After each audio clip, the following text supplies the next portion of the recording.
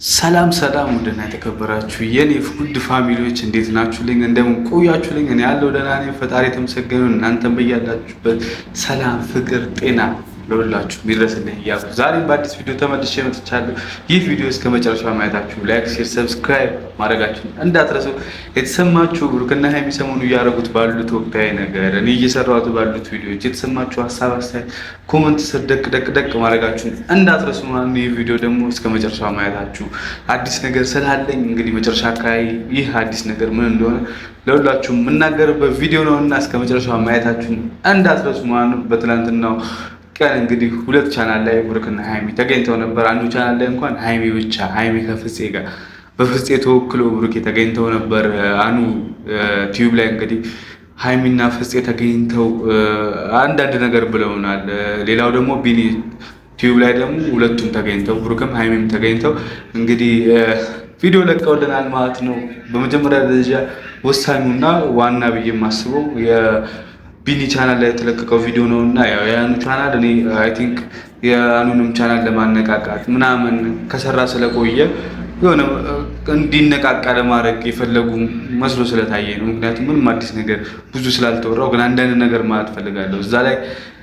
እዛ ላይ ሰምቼው እዛ ላይ ተረድቼው ቢኒ ላይ በደንብ ደግሞ ያረጋገጥኩት አንድ ነገር ከሀይሚ ስላለ እሱንም መነግራችሁ ይሆናል ማለት ነው። ሌላ ብዙ የሚወራ ነገር የለውም። አኑ ቻናል ላይ የተለቀቀው ማለት ነው። ቢኒ ቻናል ላይ እንግዲህ እንዳየነው ሁላችሁም እንዳያችሁት በጣም ይገርማል። ምክንያቱም ቢኒ በአዲስ መልክ እንግዲህ የብሩክና የሀይሚን እምነት ለማግኘት ሲጣጣር ሲፋፋቅ ያየሁት ነገር ነው እንግዲህ የምነግራችሁ ማለት ነው። ቢኒ ተናግሬያለሁ ከዚህ በፊት ቢኒ ልክ አይደለም፣ ትክክለኛ ስራ የሚያደርግ ልጅ አይደለም። ቢኒ የእዩ ዋና ሰው ነው፣ እቅድ አውጪ ነው።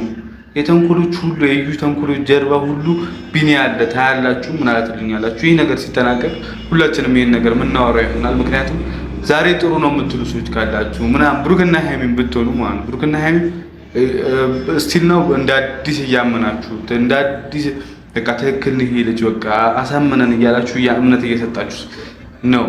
ያ ስህተት እንደሆነ በኋላ ላይ የምናየው ይሆናል። ምክንያቱም ከዩ ጋር እንግዲህ ብዙ ቦታ የሚታይ ልጅ ነው። ከዩ ጋር ካፌም ላይ ይታያል፣ ሱፐርማርኬት ላይ እቃ ሲገዙ የሆነ ነገር ሲያደርጉ የሚታዩ ሰዎች ናቸው።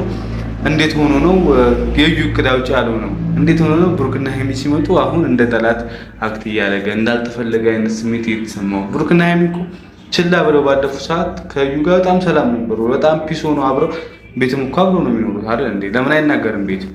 እና እነሱን ለማሳመን እየሄድበት ያለው ርቀት እኔ ሳላደንቅ አላልኩም። እኔ ቢኒ እንደማይከሷት ስለሚያውቅ ከሁለት አንዳቸው የዋህነት እንዳላቸው ስለሚያውቅ ትከሰት ምናምን ወሳኝ የሚባሉ እንትኖችን አስምሮ ምናምን እንትን ይላል ያሳውቃል። ገባችሁ? ከዛ ይሄ ልጅ እውነትም ልክ እኮ ነው ምናምን ማለት አብሯት ቢሆን ቅዳውጭ ቢሆን እንዴት ትከሰት ይላል ምናምን ብለው እምነት እንዲጥሉበት። ገባችሁ? መጀመሪያ ቀን መታ እዩ ብቻህን ነው ላገኝ የምፈልገው ምናምን ስትል ኖ ብቻውን ማግኘት የለበትም በፍጹም ምናምን ብሎ ሲቀውጥ የነበረው እሱ ነው እንዴ። ሀይሚ አልቀወጠችውም እንደ ቢኒ። ስለዚህ ይሄ ነገር ገምሬ ነው። እኔ ቀደም የሚል ሰው መፍትሄ ሀሳብ አምጪ ነው የሚል ሰው ምናምን ኖ እንዴ። እንዴት ነው የሚወዳት ከሆነ የእሱ እንድትሆን እየፈለገ ከሆነ የልጁ እናት ከሆነ ትከሰስ የሚለው ቤተሰብ ተው በቃ እንዲናሳምናት በፍቅር ጭራሽ አሁን እንጥለፋት በቃ እናግታት አይነት ስታፍም እያመጣ ነው። ሁሉ ነገር የላችሁ የመፍትሄ ሀሳብ ብሎ የሚጀምራቸው ነገሮችን እያያዛችሁ ነው ቤተሰብ እያያዛችሁ ነው። ምክንያቱም እንድታሰምሩበት ፈልጋለሁ። ምን አይነት ተንኮል እንዳለበት ቢኒ እንድታቁልኝ እፈልጋለሁ። እና ሌላኛው ደግሞ ያስገረመኝ ነገር ከዩ ጋር ለምን እንደዚህ እንደተዳረሱ ለምን አይነግረንም? እስካሁን አልሰማነውም ማለት ቤተሰብ በግልጽ እንደዚህ እንዴት እንደተደረሱ አናውቅም። ከ9 ወር በፊት ያስረገዛት ወንድ ከሆነ አስቡት ቤተሰብ አብራው ጊዜ የምታሳልፍ ፍቅረኛው ከነበረ ምንድነው እንደዚህ ያዳረሳቸው? ይህንን እንዲነግረን እንፈልጋለን። የምሬን ቤተሰብ ማወቅ በጣም ነው የምፈልገው። ብሩክና ሀይሚ ብትሆኑ ማወቅ ያለባቸው ይሄ ነገር ምንድነው እንዲያዳረሳቸው? እስኪ ምክንያቱም ዘርዘራሉ። እሷ የብሩክ ነው ልጁ ምናምን ብላ የምትቀወጥበት እሱን አልፈልግም የምትልበት ትልቁ ምክንያት ምንድን ነው? በዝርዝር እንዲነግረን እንፈልጋለሁ። ምክንያቱ ይመስላችኋል ቤተሰብ? ይመስላችኋል እንዴ? ሴት ልጅ እኮ በቃ አንዴ ከወለደች በኋላ ትክክለኛው አባቱን አትክድም። አንተ የልጁ አባት ነው ብላ አምና ነው የምትኖረው። እንደ አንዳንዴ ሳትፈልጉት እኮ አንዳንድ ሰው እኮ አጋጣሚ ታረግዝበትና ፋሚሊዋ እንኳን እሷ ፋሚሊዋ አስገድዶ የሚያገባት አለ። አረብ ህግ በህግ ተይዞ ጉዳዩ ህግ አግባ ነው የሚለው በቃ። እና እንዴት ቤተሰብ እንዴት ሌላኛው ደግሞ ያስገረም የሃይሚ ነገር ነው። አትከሰስ ስትልና ዲፌንድ ስታረጋት የነበረችው እዩን ዲፌንድ እያደረገች የነበረችው ሃይሚ ነች። እና አኑ ቻናል ላይ የተረዳሁት ነገር ምንድነው የእናትነት ስሜት ገና ሳትወልድ እንዴት እንደተሰማት አያችኋል። የእናትነት ስሜት በጣም የተሰማት ሰው ነች ገና ሳትወልድ።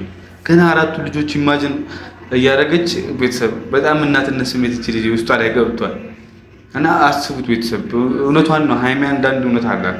እቺ ልጅ ልጁ በዲኤንኤ በህግ ይዞት ቢመረመር ዲኤንኤው የሌላ ሰው ቢሆን የብሩክ ባይሆን ብሩክን ስም በማጥፋት ምናምን ህግ ቢይዘው ቢያንገላታተስ ምናምን ቢለው ነገር ስታስቡት ከባድ ነው።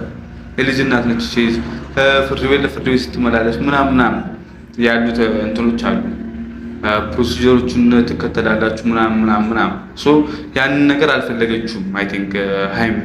እና ሃይሚ የእናትነት ስሜት ገና ሳታየው እንግዲህ እያጣጣመችው እያወቀችው በደንብ እየተረዳችው ያለችውበት ሁኔታ ውስጥ እንደገባች በግልጽ የሚያሳይ ቪዲዮ ቤተሰብ። እና አሁን ምስቲና በፍቅር እናውራት በእንትን ይቅር ምናምን እያለች ነው። እኔ ግን እዩን በፍቅር ማውራቱ ምንም አልታየኝም። እኔ ህግ ቢይዘው በጣም መልካም ነው። ምክንያቱም ሃይሚ ባሰበችበት መንገድ ህግ ላይ ሄድ ስለሚችል ያው ፍትህ እናገኛለን ማለት አይደለም ብላለች። ግን ደግሞ ይሄ እኮ ፍትህ የፍትህ ጉዳይ ዲኤንኤ ነው አይደል?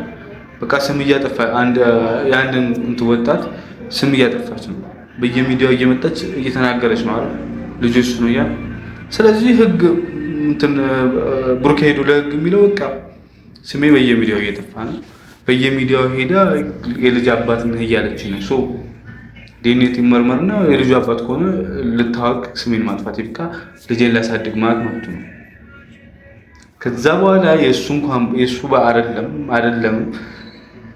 የሱ አይደለም ማለት ከዛ ስም በማጥፋት ልትከሰት ትችላለች። ገባችሁ?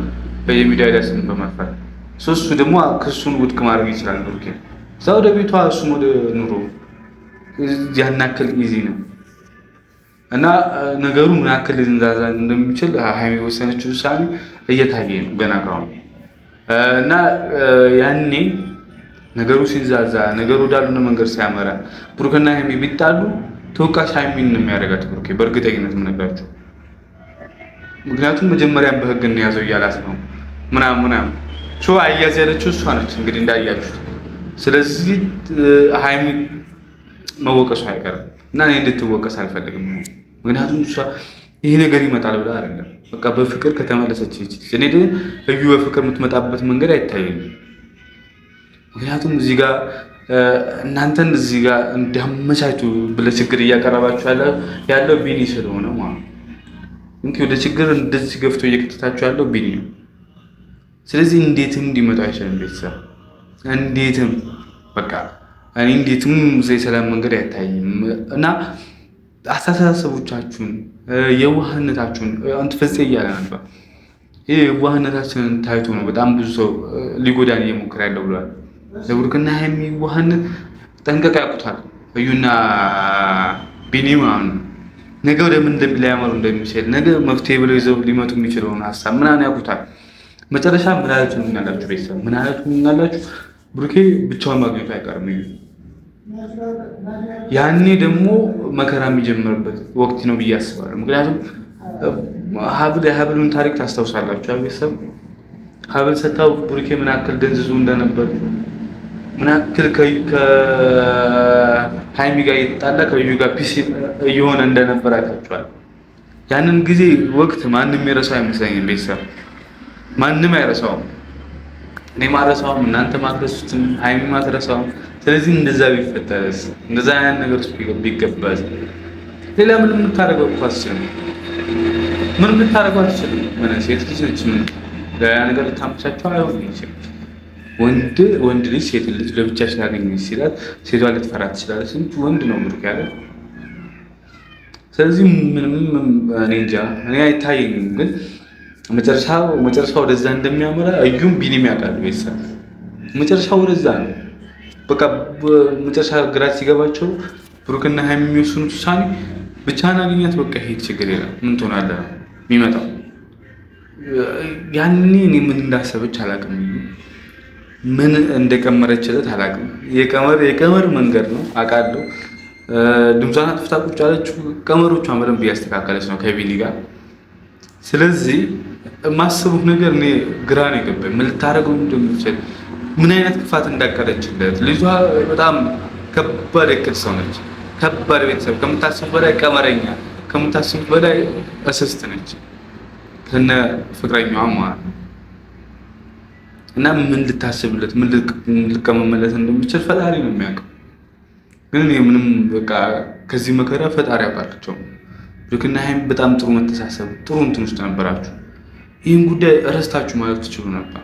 እዩም ከአይምሯ ብሩክ የሚለው ሀሳብ እየወጣላት እየተሸረሸረ በነበረበት ሰዓት መተ ብቻ አንዳንድ ነገሮችን ንቆ ማለፍ ከፍርሃት ወይ ከማመን አይደለም። ያ ጉዳይ ላይ ጉዳዮቹ እንዳልሆነ ያ ጉዳይ ለእናንተ አንገብጋቢና አሳሳቢ እንዳልሆነ ማሳያ ነው። እኔ ሁለታችሁ ተጣልታችሁ ማየት አልፈልግም። ማንም ቤተሰብ ማየት አይፈልግም። ስለዚህ አንዳንድ የምትወስኑት ውሳኔ ቆም ብላችሁ አስቡት። ነገ ምን ጣጣ ይዞ ይመጣል? የዋህነታችሁንም በልክ አድርጉ። አሁን እናንተ ሰው አንዳንድ ሰው ይሄ ነገር እንደ ሂውመር እየተሰማ ስለሆነ ብሩክ የዩ ልጅ ነገር ምን አደረገ ምናምን የሚባለው ነገር ስላለ እሱን ለማሳመን የዋህነታችሁ ያመጣችሁ እዚህ ድረስ። አንዳንድ እንደ የዋህነት የሌለበት ሰው ለምን አይደለ ስሙን ወሳኝ የምትላቸው ቲቪ እንትኖች አስቀርባ አትናገርም። ጉዳዩ አይደለም፣ እንቆ ያልፋል። ስለዚህ የዋህነታችሁ በልክ የሚባለው